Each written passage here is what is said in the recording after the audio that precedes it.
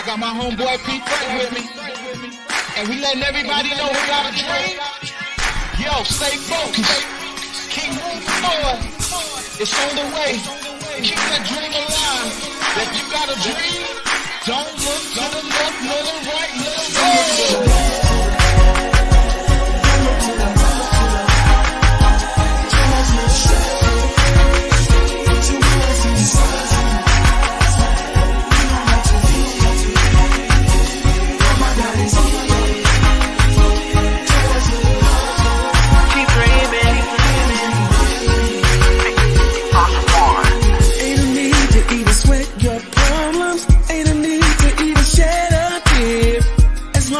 Your faith is in Jesus. Completion is here before you even begin. Dreaming big in my life in the future. Already knowing that it's not far. Having the passion to work towards Jesus. I'm gonna keep my faith and swagger going hard. Don't just like, just push straight. You don't have to fear no.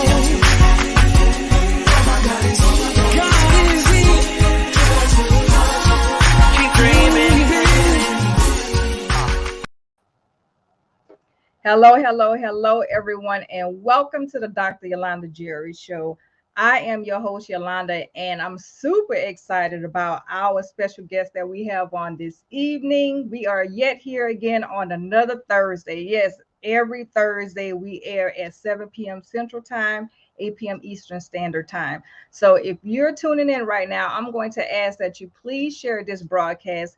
Invite your favorite friend, uncle, cousin, whoever it is that you want to tune into this broadcast, because our special guest tonight will be bringing her heart. She's going to be sharing her story, and she's going to share what she wants to tell us on tonight. So without further ado, I will come back after the commercial break and introduce to you who we'll be talking to tonight on the Dr. Yolanda Jerry Show, and we'll be right back. Welcome to the Dr. Yolanda Jerry Show, where you will hear stories from people who have experienced hell on earth and have walked past hell to share their stories. You will also hear what they are doing now and how their businesses, nonprofits, and ministries were birthed from their past trauma. So let's empower the world, one story at a time. Ladies and gentlemen, Dr. Yolanda Jerry. And we are back. So look, as I said earlier, this is the Dr. Yolanda Jerry Show. And tonight we have a very special, phenomenal, beautiful guest by the name of Dr. Chere M. Goode. Dr. Chere Goode is the founder and CEO of Total Harmony Enterprises, Make Me Over Wellness, and the Jordan Alexander Cofield Foundation, a 501c3 organization dedicated to her late son. Dr. Goode is a mother, a caregiver, and the creator of RECHARGE Health, Wellness, and Fitness Expo. Dr. Goode has been a licensed practical nurse for over 30 years and is nationally certified in hospice and palliative care. I don't know if I said that word right, but we're going to get it together. Dr. Goode is a 10-time #1 best-selling international author. She's a speaker, a wellness coach, and American Heart and Stroke Association ambassador and spokesperson.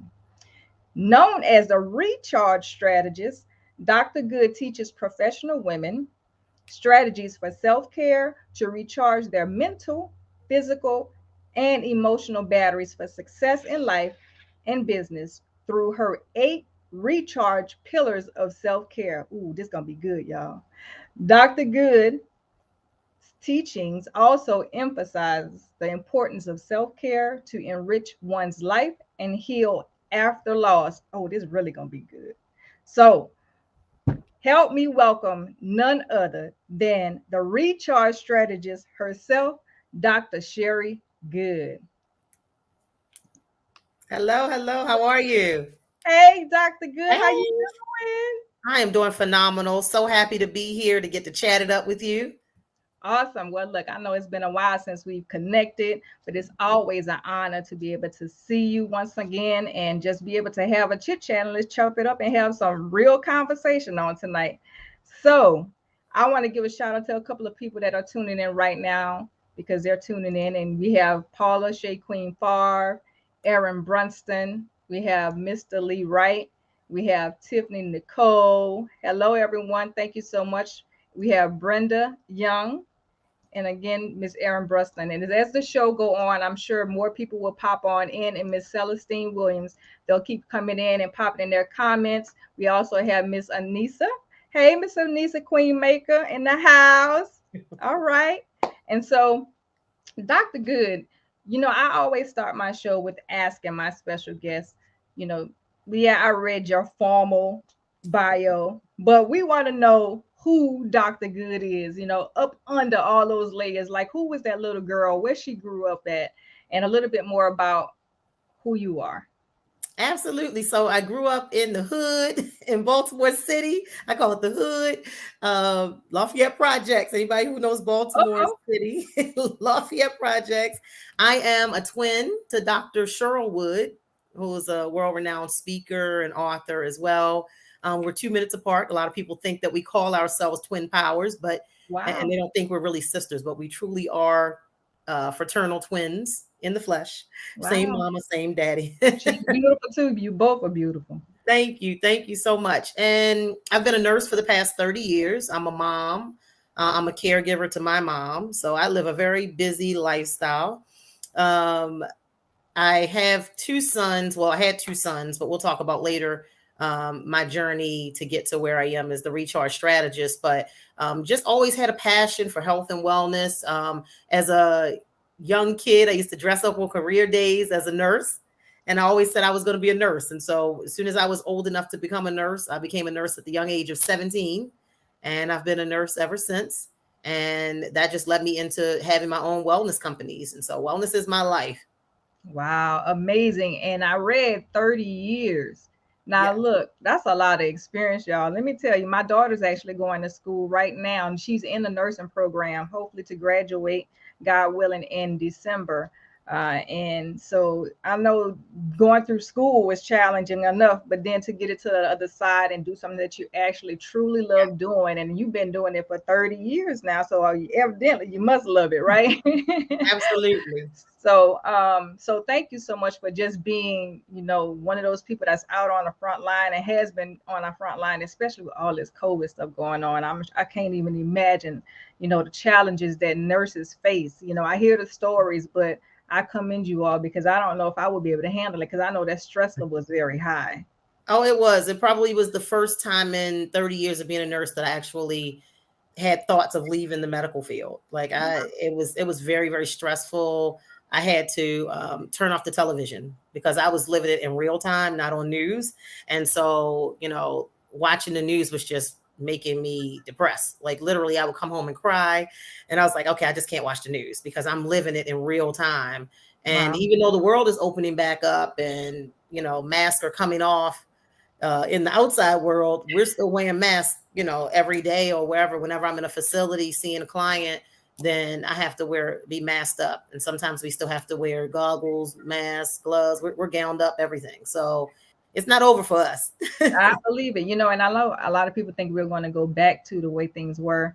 I don't believe that's going to happen. We just have to live a new norm, right? And some people, they're going to go back. I see them out here now, just out here, no mask, not caring about other people. But I tell you one thing, I'll tell you who will be keeping their mask on because I care about other people. Right. It's just, I care about myself, but I really care about other people too, as well. Cause you just never know what you could be walking around and carrying. Absolutely. So thank you so much for just being a nurse. Now, you mentioned that you grew up in the projects. Let me tell you, if y'all watching the show right now, the Dr. Yolanda Jerry Show, look, greatness can come from the projects. I'm going to say that again. Greatness can come from the projects. So just because you grew up in the projects don't mean that you're going to stay in the projects. It's all about how you decide to want to be productive and move in life. So you don't have to be a product of your environment. Amen. That's what our mom taught us early on. You don't have to be a product of your environment. And she was determined that we would get our education. She was determined that we would not live the same lifestyle. Our parents did the best that they could with what they had, but when you Mhm. know better, you do better. And so my mom learned better and she taught us. And so she has 3 successful kids today that, people tell me I'm lying when I say I came from the projects. I really did. Y'all, I grew up right downtown Baltimore.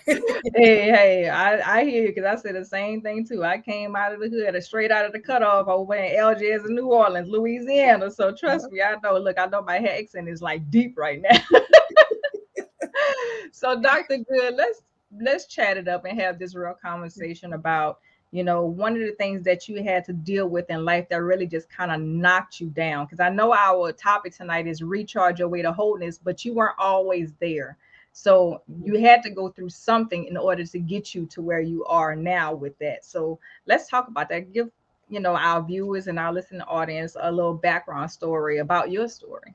Yeah. So, all of us go through trials and trauma and tribulations in our life. So I was already the recharge strategist, but sometimes we have to read and go back and review our own notes that we teach others to Mhm. recharge ourselves. So even though I was the recharge strategist, life hit me really, really hard on August the 22nd of 2020. So I got this horrific phone call that my youngest son, Jordan Alexander Cofield, was in a motorcycle crash.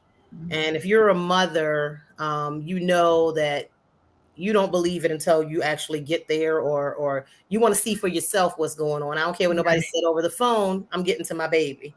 And Mhm. being a nurse, I'm like, if he's hurt real bad, I'll bandage him up. I'll make sure that he's okay. I'll nurse him back to health. Well, to get to the accident scene and to hear that my son was instantly killed at the young age of 20 years old rocked my world. And I'm going to try to talk about it without getting choked up because it's still very new for me. It's okay. We Yeah, all human. yeah, it's only been a year and 7 months this week. So it's still very difficult sometimes to talk about, and it's still unreal to me. And so when I talk about him kind of in the past tense, it really, really is gut wrenching.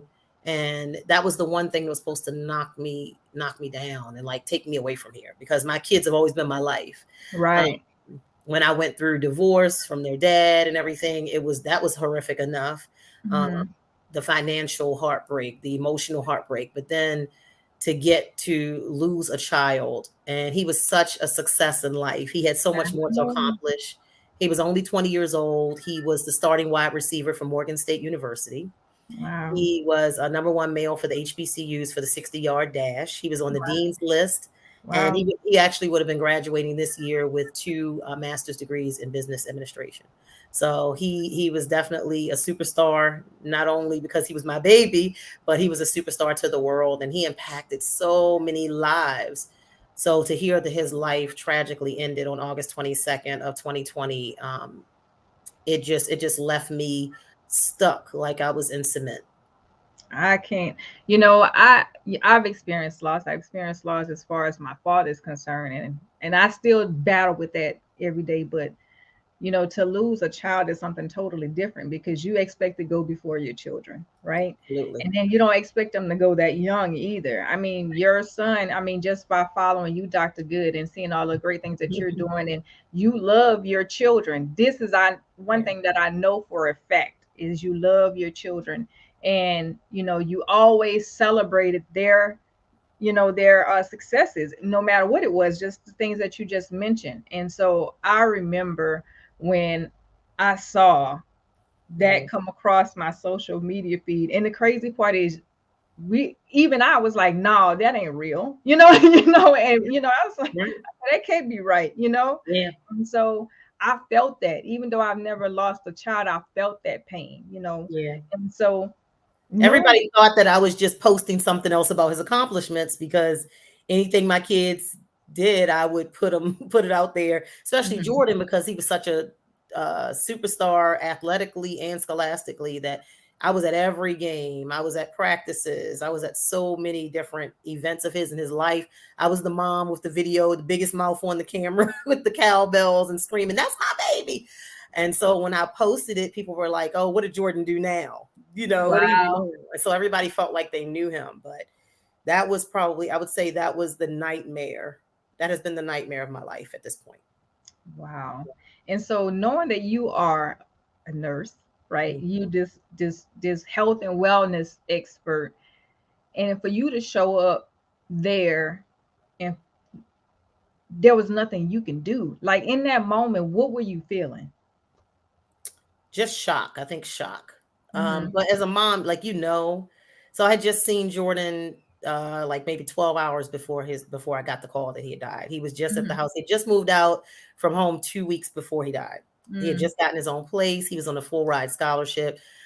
He was coming to get some more of his things because he was officially moving out, gotten his own place and everything. Didn't even know he had got a motorcycle. He only had the motorcycle literally for 4 days. 4 days. So I didn't know he had it yet. He hadn't told me. He hadn't told his dad yet because he knew probably that we would have been like, no, you're like, no, you have too much to lose. So he only had it for 4 days. And so I get there to the scene. They wouldn't even let me. I mean, literally the beltway was gridlocked. So I literally had to have my girlfriend who came and got me pull over, and we ran 3 miles to get to where he was. Because we couldn't drive any further. And so when I got there, of course, they're not going to tell anybody that he was gone. So they asked for ID. Who are you? Gave him the ID, and literally I just fell to the ground right on the beltway. I just fell down. Like, are you kidding me? And like I had to beg to see his body. They didn't even want me to see his body.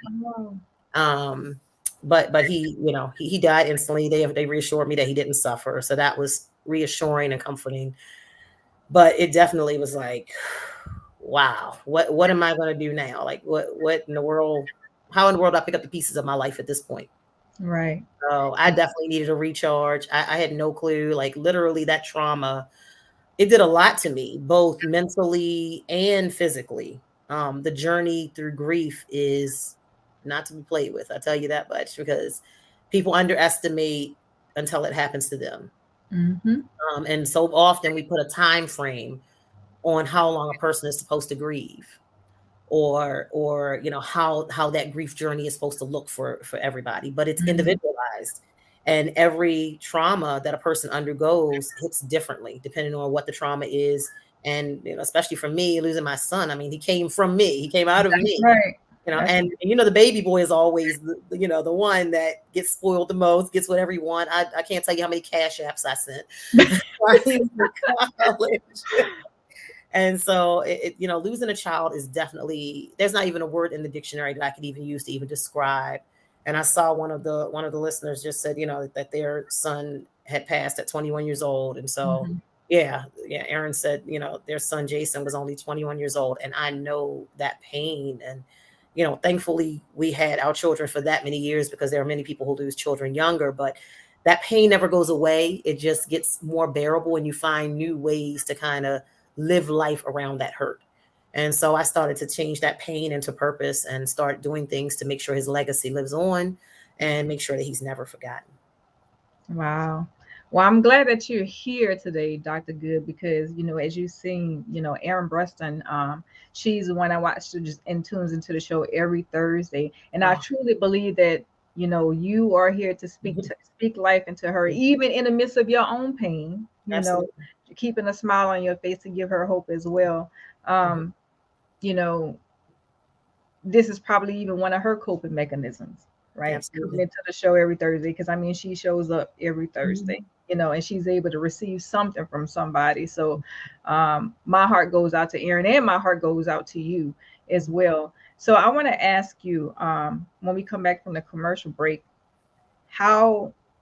what was that first step that you took to start moving forward? And then also, how did this loss impact the rest of the family? Because I know that your family is really tight. Yeah.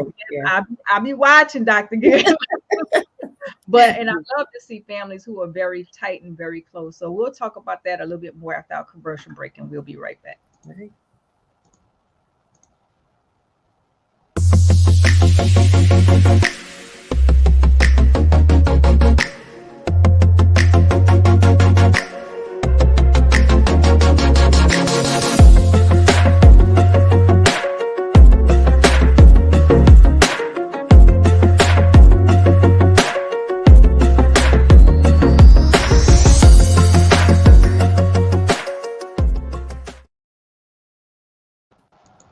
And tonight's show is sponsored by Goode Company.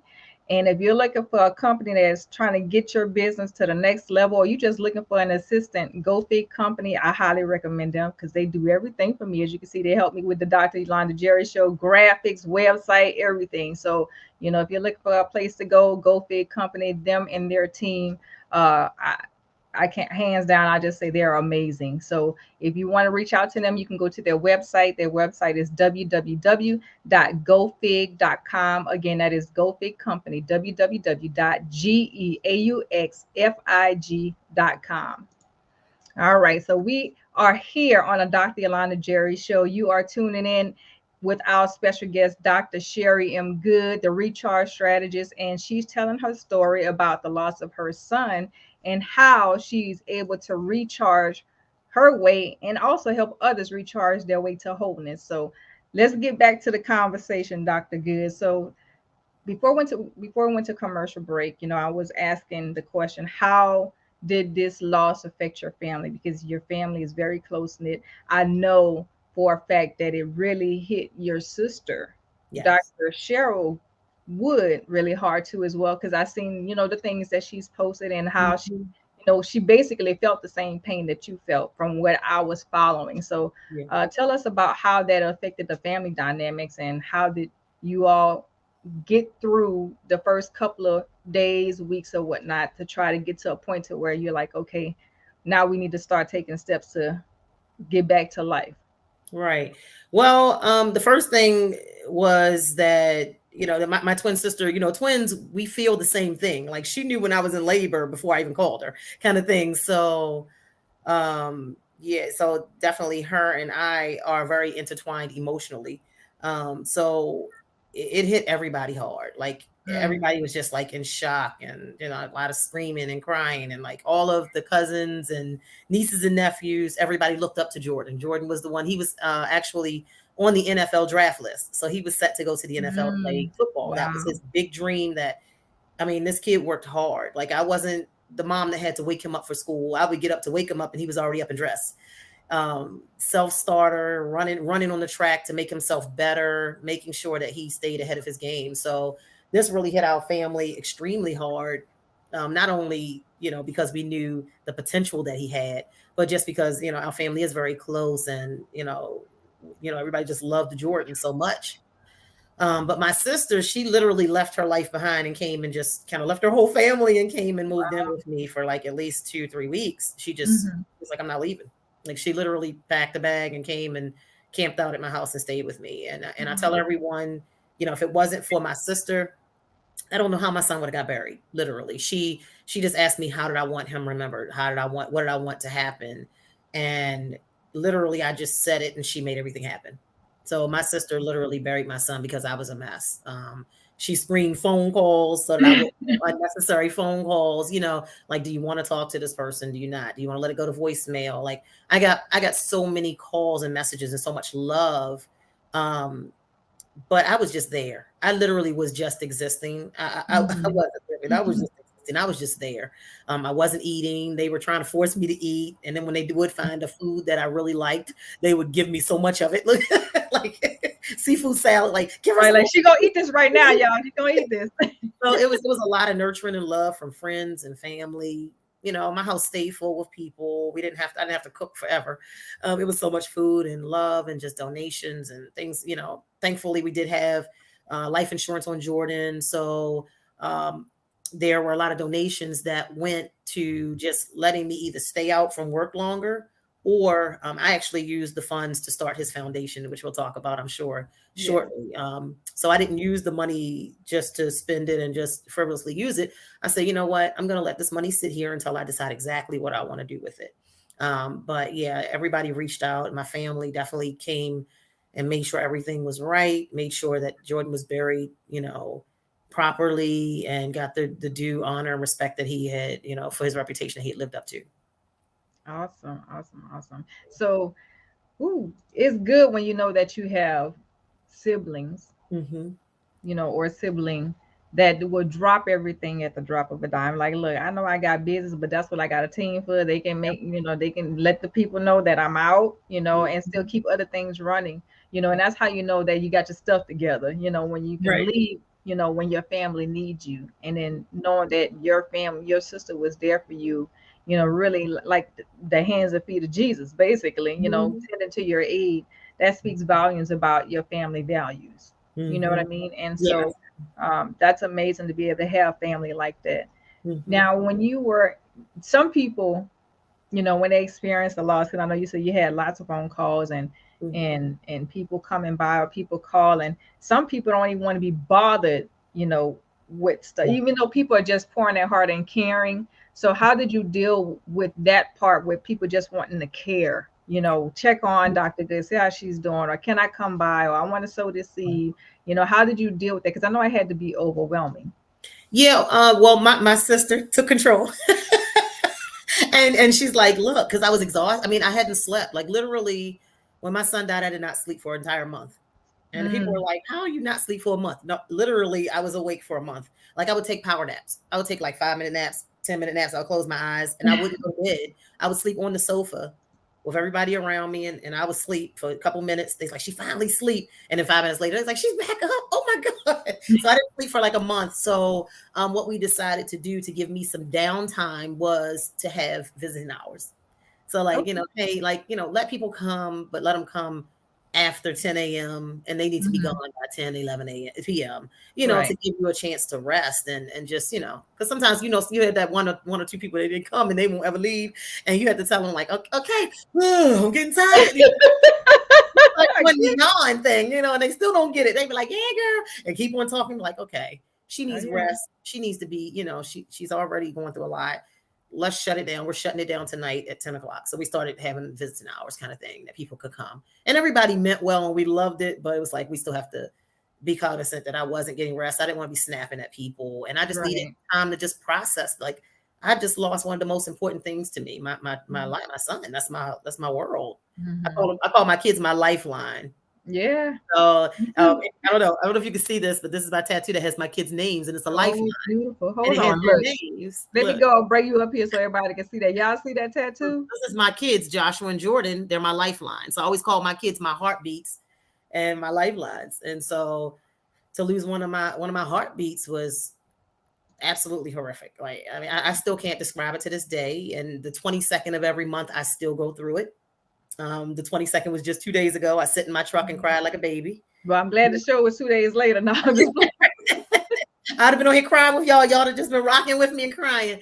But give yourself that permission to feel whatever it is that you feel. Otherwise, you won't heal.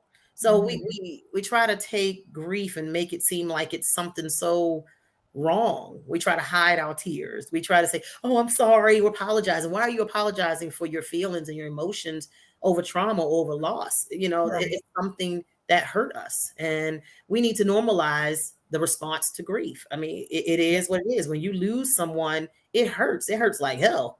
I It agree. hurts, and that pain does not go away. You just find new ways to live around that pain. You find ways to turn that pain into some purpose, and you try to make some sense of your newfound life, because life for me has forever changed at this point.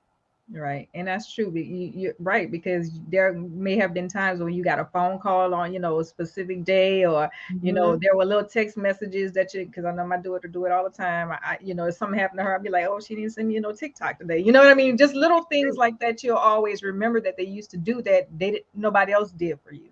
And Yeah. so now that piece is missing, you know, so it's hard. Grieving is a process. And I want people to understand it's a process. It's a lifelong process, Yes. especially if you had a connection that was so deep with your children or even with your parents. Because I'm telling you, Dr. Good, literally, no lie, it took a while for me to get to a point where it's like, okay, my daddy's not gonna call me at 6 o'clock in the morning. You know, Mhm. my dad used to call me 6 o'clock in the morning like clockwork. I Mhm. mean, daily. Like, okay, let's get this day started. You know, he knew I was getting up for work every day around that time, and it's just like that was the first person I talked to every morning.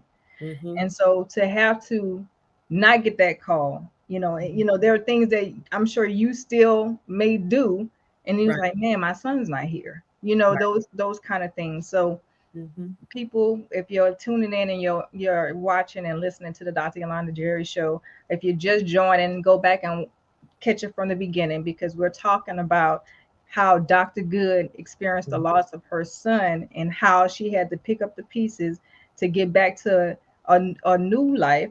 You know, even though she's lost her son, she still holds on to him, but she find better ways to cope. So let's talk about that coping. You know, there are certain things that I still do.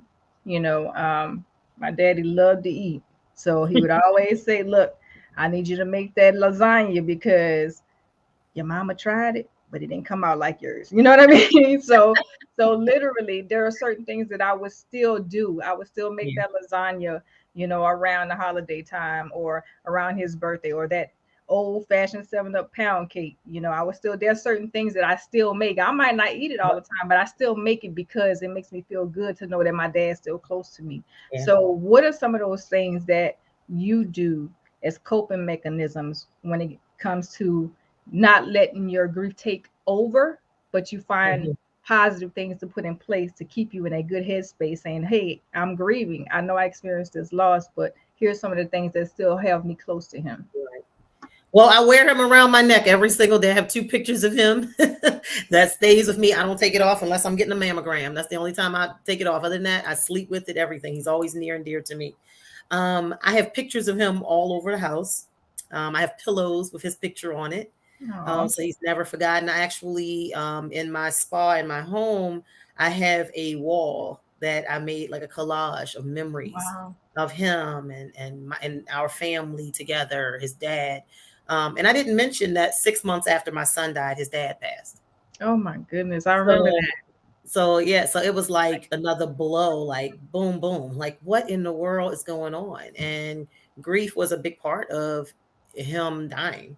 So if you don't, you know, if you say you're, oh, I'm okay, but never address the pain, you know, you can spiral downwards. And so we lost their dad afterwards. So, you know, my concern went to my oldest son, who now has lost his brother and his father, you know, 6 months apart. And, you know, he was lost as well. So I was calling him and he was like, "Can I just live? Can you just let me live?" You know, he didn't want to be bothered with it. And I'm like, "You need to go to counseling. You can come and go to a bereavement counselor with me." He didn't want to hear it. So I had to back up and say, you know what? His grief journey is his grief journey and mine is mine.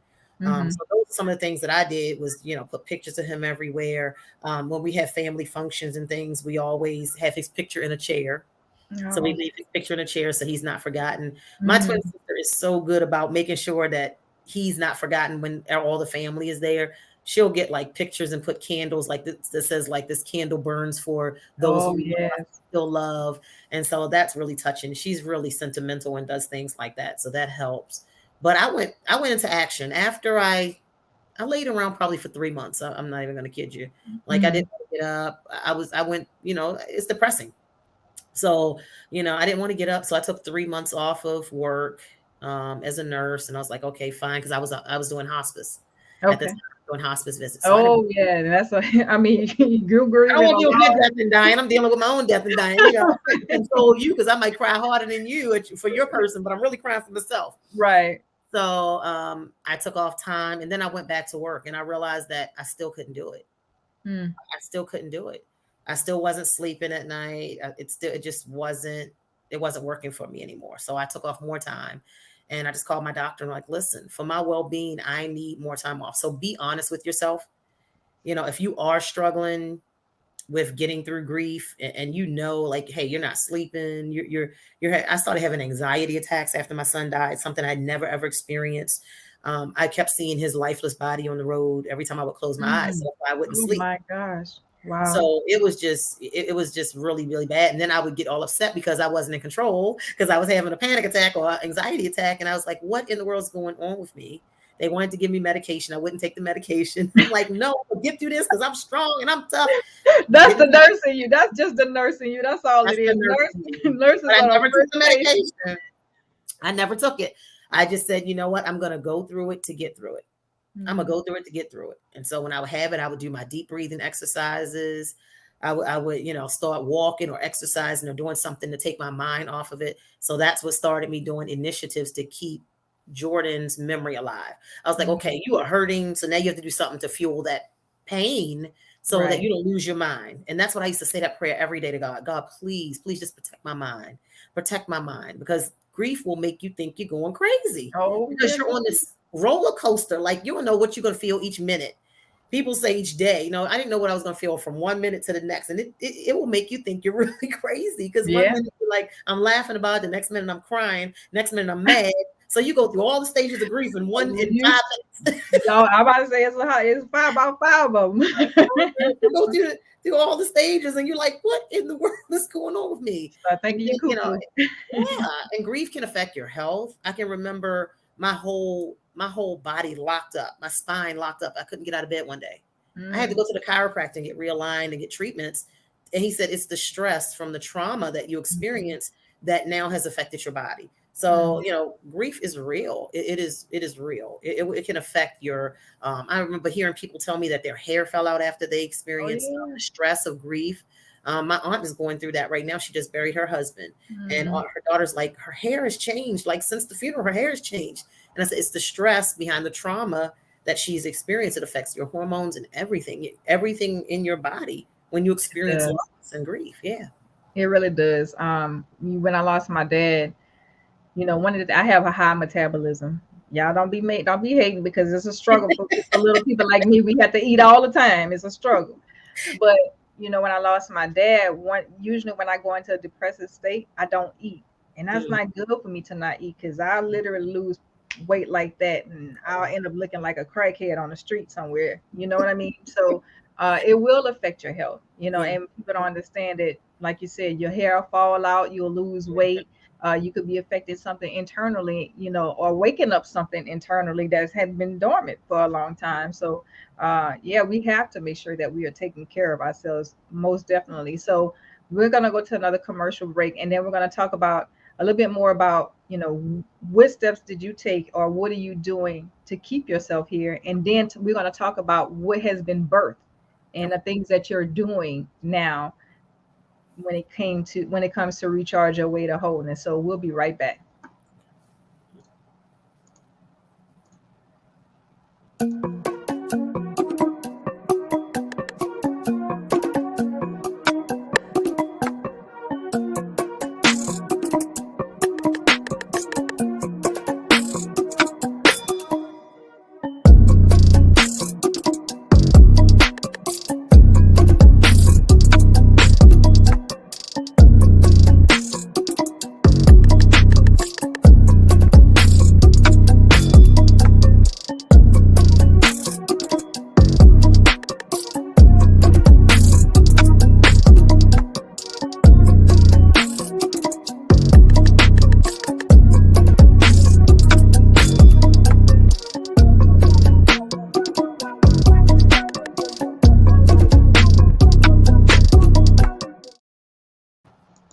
And tonight's show is sponsored none other than by the visionary herself, Dr. Yolanda Jerry. That is My Walk Past Hell, Volume 2, The Men. That book dropped January of this year. A lot of us women, we walk past hell many times, but there are also men who walk past hell and really don't share their story. So God was like, look, I know some men are going to tell their story, but I need you to take a leap of faith and go ahead and make this happen. And so I'm grateful that, those men stepped up to the plate and shared their story. We're talking about domestic abuse. We're talking about racism in the in the business, in the corporate world.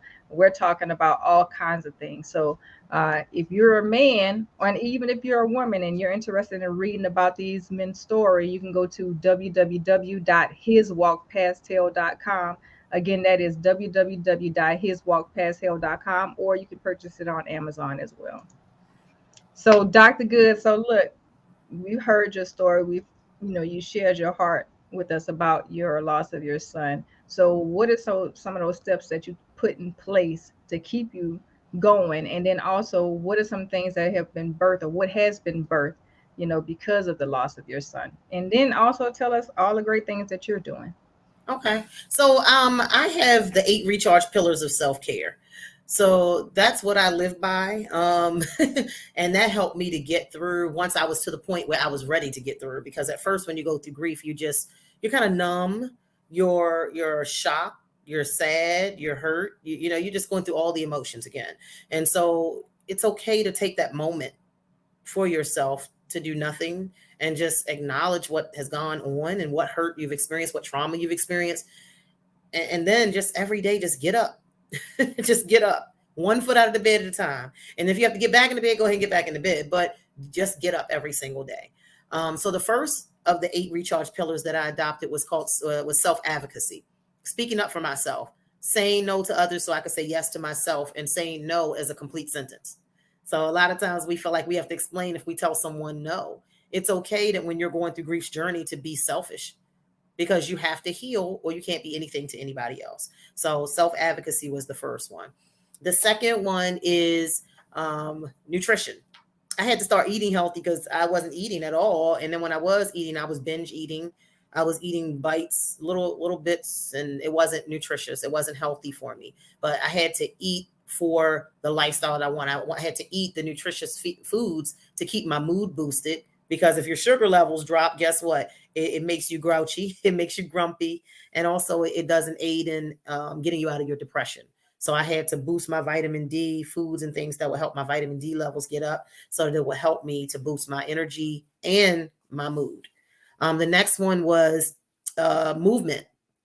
I had to get up and start moving my body, because when you move your body, that's when you release those feel-good hormones, those endorphins. So when I say get up every day, just get up, put 1 foot out of bed at a time, move your body, go up and down the steps, take a walk out in nature, get some fresh air just to clear your mind. When you get that fresh air, it restores your focus, your clarity. And so I started walking on the track where my son used to play football for high school, and I felt his presence there, and I would walk, run. And that was my way of feeling connected, because that was the school that he put on the map for football when he was in high school. And so that was my journey, just to every morning before I would go to work. When I started going back, I would go over there and walk 1 to 2 miles a day. So movement, it made me feel better. I was kind of like, every step that I took, I was kind of like stumping out my pain. Like I was walking harder and harder, and I was running. I'm not a runner. So I would start running. I would get out of breath, and I would stop and start walking again. But it was like I was stumping my pain out. And the more I moved, the better I started to feel. But then after you do all that moving, you have to have relaxation, and you have to have meditation. So when you're going through grief's journey, when you're going through any kind of trauma in your life, you have to make sure that you're taking moments of stillness. So that's 3 and 4. I put those 2 together. Relaxing, just absolutely doing nothing, turning off the cell phone, turning off the television, the radio, and just being one with you and your thoughts. Or maybe just hearing nature. When you hear nature, it brings a calm, a peace. So I can remember sitting, a lot of times I would sit on my deck and just have music playing or nothing, and just listen to the birds. And I can recall one time when I was sitting out there, this orange butterfly. I've never seen an orange butterfly before, but Jordan went to Morgan, and Morgan State's colors was orange and blue. And this orange butterfly just came and sit beside me for like 20 minutes. And I was just like, okay, I'm going to leave this to God, because he knows better than I do. But like finding simple things that can take that pain away, and you find some peace in simple things like rest and relaxation. So making sure that you're scheduling that time to relax and just take time for yourself, for self-care. And then after you rest and relax, you want to make sure that you forgive. So forgiveness is the next one. Forgiving yourself sometimes, because sometimes when people have trauma or they have had hurts, they think about, well, what could I have done differently? Did I do everything in that person's life, or what could I do differently? So sometimes we have to forgive ourselves, and then sometimes we have to forgive others. And if it's something that's not going to matter 5 years down the line, then we shouldn't waste 5 minutes on it. And before you can heal, which is the next recharge pillar, then you have to forgive, because forgiveness is not for the other person. It's for you, because you can't be whole. You're still going to stay stuck. You're going to feel imprisoned if you don't forgive in order to heal. And with healing, again, everybody's journey is different when it comes to healing. It's up to you how long you let what hurt you haunt you. And I didn't want to stay in that place of being stuck, even though it was the most painful event of my life. I didn't want to stay stuck there. And I knew that that wasn't something that Jordan would have wanted for my life, to just stay stuck and not do anything with this life. So I started to get into action, and I'll talk about that after we finish the recharge pillars. so I started to jump into action, and that helped my healing. So turning that pain into purpose is healing. And then after you do all of those other 7 recharge pillars, you can do those in any order, depending on where you are in your journey of wellness or wholeness and recharging. But the last one always has to be celebration. So when you make it over that hurdle, when you make it over that hump, when you make it through that trauma, then you need to celebrate the large and the small accomplishments that you've made in your life. So we do so much, but we never look back and say, hey, wow, I did a good job, or congratulations to me. You got that book out. You wrote about your story. You inspired someone else. We don't celebrate ourselves enough. And so all of that is a part of recharging your internal batteries, mind, body, and spirit, and finding your way to wholeness. And some of the things that I did in order to recharge my own batteries and turn my pain into purpose was I went into action with initiatives to keep Jordan's memory alive. So the first thing I did was an initiative called Jordan's Way, which is a random act of kindness initiative where I have these cards made with Jordan's beautiful picture. I was inspired by another mom who lost her son. And Jordan's picture is on the front of the card, and on the back, it tells about what happened to Jordan. And I started a scholarship fund. And so the information for his scholarship fund is on there. But what it is a random act of kindness. You give the card to someone after you do a random act of kindness for them. So let's say someone you don't know, you see them in Starbucks, you pay for their coffee or whatever, and then you hand them the card and tell them to pay it forward. Jordan was someone who gave freely. He inspired a lot of people. So we called it Jordan's Way because Jordan had a kind way of dealing with other people. And then the scholarship fund, Jordan, again, he was an athlete. He was a scholar. He was on the dean's list. He was doing all those things. So we started the Jordan Alexander Cofield Scholarship Fund, which we're going to keep the money here in Maryland because he impacted Maryland. So students going to HBCUs here in Maryland can apply for that. And then our board members for the organization we've created, as well as his family. We're all going to look through the application process, and then we're going to pick the student that exemplifies what Jordan was all about scholastically and athletically.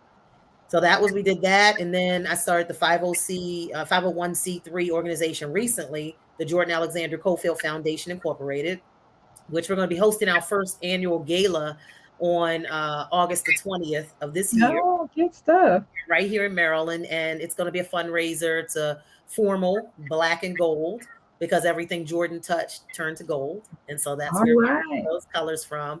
And so it's going to be, paid ticket. Of course, we're looking for sponsors and everything like that and support for that. The website will be up tomorrow for that. It's going to be, the website is jacfoundationgala.com. jacfoundationgala.com. And so we're looking forward to that. The plans are underway for that. It's going to be an amazing night honoring Jordan, but also raising funds for his organization and the scholarships to send 6 students to HBCUs in Maryland, giving them $5,000 a year. So that is what we're looking forward to doing. And then last but not least, we adopted a roadway in his honor. So I was busy, y'all. I've been busy in the last year and a half. You've been working. Yes, I've been working. So we adopted a roadway in his honor in my neighborhood where we live.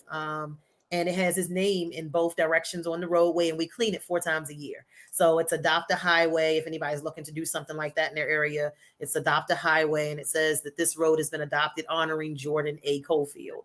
And so we clean it 4 times a year as a family, friends, volunteers. When kids need some extra community service hours, they come out. We take pictures. We make it a fun morning. We take about an hour, no more than an hour, hour and a half to clean 2 sides of a 2-mile stretch because more hands make the load light. And that's been just an amazing way to just remember Jordan, what he was about, keep his legacy alive, enriching other people's lives through his legacy. That's amazing. You've been to work, Dr. Yes. I'm like, okay, she got this, she got this. I'm like, okay, look, I'm trying to keep up. That's amazing. Keeping his legacy alive. I always say if there's someone that you have been, if you're someone that has experienced a loss and that person was someone who meant something to you, you always want to try to keep their legacy alive. Just with my business, YJ Empowerment Solutions, and my logo itself, the logo was developed based off of me losing my father, because he was the one that actually did I ever think I was going to go into business after I retired from the military? No. but my daddy knew I had a heart for advocacy work. And so he was just like, I was in the middle of becoming a co-author for a book for the first time. And I was going to give that up. I was like, I'm not doing it. The lady can have the money. I don't need to be a part of the book. I'm just, I'm not in a good space. And right there on my dad's deathbed, he spoke life into me. Wow. And in that moment, I knew I had to keep going. And so that's where it came from. My business represents my dad. So, and I'm going to keep it going. A lot of the things that I do still represents my dad. The second book that I had, My Walk Past Hell, Volume 2, The Men, I dedicated that book, to my grandfather. The first one's to my father, but my dad's brother was a part of this volume too, the one that's still living. So to have him a part of that, something I'll be able to hold on to forever, and be able to pass on down to, my children and my child and my grandchildren and all those different things. So, yes. Dude, I mean, you're doing amazing things, Dr. Goode. I'm just thankful and honored that you came on to the Dr. Yolanda Jerry Show. And I know we got a little less than 10 minutes to go on the show. So for those of you who are just now tuning in to the show, thank you so much. If you're just not catching it here, we're having a conversation. We've been having a conversation with Dr. Goode about the loss of her son, but what has birthed from all of that as well, how the steps that she took to get to where she's at a, she is in a functional headspace to where she can still live life and do the things that she want to do and still keeping her son's memory alive and keeping his legacy alive. So go back to the replay and watch it from the beginning so you can get all of the stuff that she shared, because it was really good. And through all of this, you're a strong woman, Dr. Goode, because to say that you just lost your son less than 2 years ago and you're smiling, I can see you're glowing, but I just know that ain't nothing but your son coming through you. Yeah. So thank you so much for even having the courage to even come share your story. I'm still a sponge, y'all. I still have my moments. Look, I'm over here back, like blinking my eyes, so I don't cry now. But I'm telling you, like, give yourself the permission to feel whatever it is that you feel. I can remember times I was in the grocery store. I would leave a full cart of groceries in the store and walk out, and I did not feel bad about it. I was like, I have to heal. If I can't do this right now, it could be one little thing, a song that comes on. There are always triggers, so that pain never goes away. I'm still a sponge. Sometimes, like I told you 2 days ago, I was in my truck just to cry my little eyes out. And then I pulled it together. And like, is this real? Like, I think that's probably the biggest thing, like just coming to the realization that, death is so final. Mm-hmm. And so, to think that, you're never going to see him again, on this side of the earth, it's like, wow, it's so heartbreaking. And because he was so young. And so, when I visit his gravesite, his birthday and things, it really hits me. It's reality. So I try not to go back to that gravesite too often, because that's a trigger for me. I've only been back, literally, I went the day that he was buried, and I've only been back one time. Right. And people might be like, why you don't go back and visit? No, because I know what I have to do for my healing, and I'm not ready for that yet. Right. So I go when there are special occasions, like his birthday, I'll go again. Right. To see him and things like that. But we all know our own, we know ourselves. So be honest with yourself. And I know that sends me spiraling down, and then I'm stuck there for days.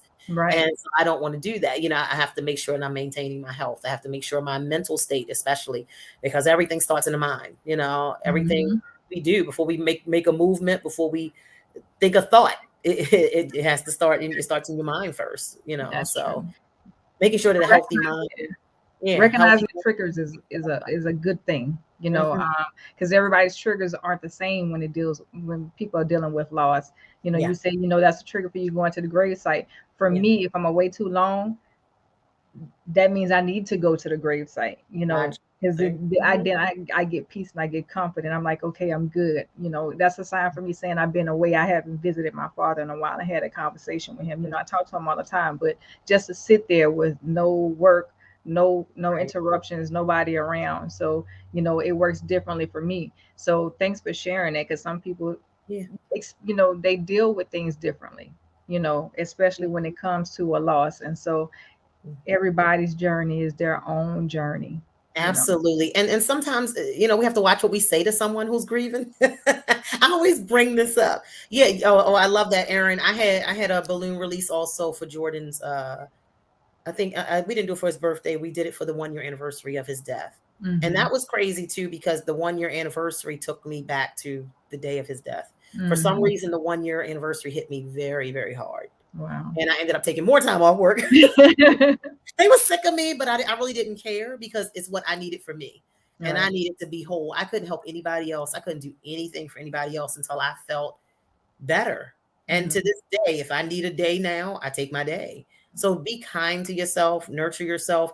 No one really knows what you've been through unless they've actually walked in your shoes. And so, no one if someone who hasn't lost a child, they can't tell you how it feels to lose a child. I never knew until I lost my son. I never knew the horrific pain that it is. So anyone who has lost a child, I mean, all death, all grief hurts. Mm-hmm. But losing a child is like a different type of pain. I've lost my dad, and that was hard. But losing my child is like 10 times harder than losing my dad. So, but be kind to yourself. Do whatever nurtures your soul, your spirit in that moment, because we're not promised the next second of life. I never knew that seeing my son, that 12 hours later, I would never see him again. Right. So, so live life in that manner. Let things roll off your shoulder. Everything doesn't need a response. I don't get excited about stuff like I used to. I used to be ready to pop off. The problem that East Baltimore used to come out. I used to be ready to snap and like, what? It's like, I'm so calm now. It's like does it really matter? Like, does it, like you said, does it even work? Is it even worth the response? If it's not going to matter 5 years down the line, why waste 5 minutes on it? That's my motto. And so I don't argue with people. I don't do that.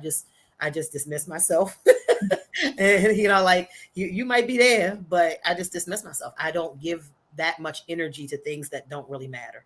And I nurture relationships and that are good to my soul. So nurture what's good to your soul, treat yourself kindly, be well to yourself, and give yourself permission to feel whatever it is that you feel. No one can tell you what's the right or wrong way to feel. Yeah. Amen. I like that. Give yourself permission to feel the way you feel. So if you want to cry, cry. If you want to scream, scream. Look, you feel like you won't go running outside around the track, go run around the track. Do whatever you need to do to release, because if you keep it inside, all it's going to do is fester, and then you're going to blow up on somebody. And that's what I always say. You don't want to blow up on the wrong people. We have a saying, pressure bursts pipes. You hold all of that in, it's gonna be some pressure. Your pipe's gonna burst, and you're gonna jump off on somebody. That's right. Well, it's been a pleasure having you, having you here. Thank you so much for taking. I know you're a busy lady. You have a lot going on. So to even have this hour with you, thank you so much. Thank you. If somebody wanted to reach out to you and talk to you more, whether it's about your son or whether it's about your 8 pillars, to recharging yourself, or anything that you have going on, the foundation for your son, all his initiatives, how can they reach out to you? They can reach out to me on my website, totalharmonyenterprises.com. On social media, on Facebook, I'm Dr. Chere M. Goode. On LinkedIn and IG, I am at Chere M. Goode. Also, I have a wellness studio that I started to help other people to just treat themselves kindly, makemeoverwellness.com. So you can reach me on any of those. Shoot me a message. I'll gladly respond.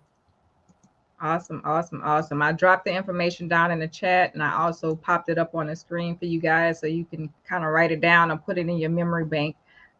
So those of you who are tuning in, go back and catch the replay. We're towards the end of the Dr. Yolanda Jerry Show with our special guest, Dr. Chere Goode, the Recharge Strategist. What can I say? Wow, thank you. Thank you. And listen, I have a bestseller that's out called Permission to Feel and Heal. That was a book anthology that I created after my son's death with, I think it's 18 other authors. Okay. Who, even my grief counselor wrote a chapter in the book. So look it up on Amazon. It's called Permission to Feel and Heal. And it literally it's a dedication to my son, his beautiful pictures in there. And it literally talks about different types of losses, not just loss of a child. We had people who lost 2 children in the book, which I was like, I can't imagine going through that pain twice. The loss of parents. It delves into every type of loss that you can imagine and how those people got through, because that may help someone else. So Permission to Feel and Heal. Awesome. Well, you guys, this is the end of the Dr. Yolanda Jerry Show. We just been blessed. That's all I can say is we just been blessed for the past hour. So tune in next week to the Dr. Yolanda Jerry Show. We have another special guest. The show airs every Thursday, 7 p.m. Central Standard Time, 8 p.m. Eastern Standard Time. And I'm here to say, as I always say, if no one has told you that they love you today, know that I love you, but most of all, God loves you. Take care and be blessed.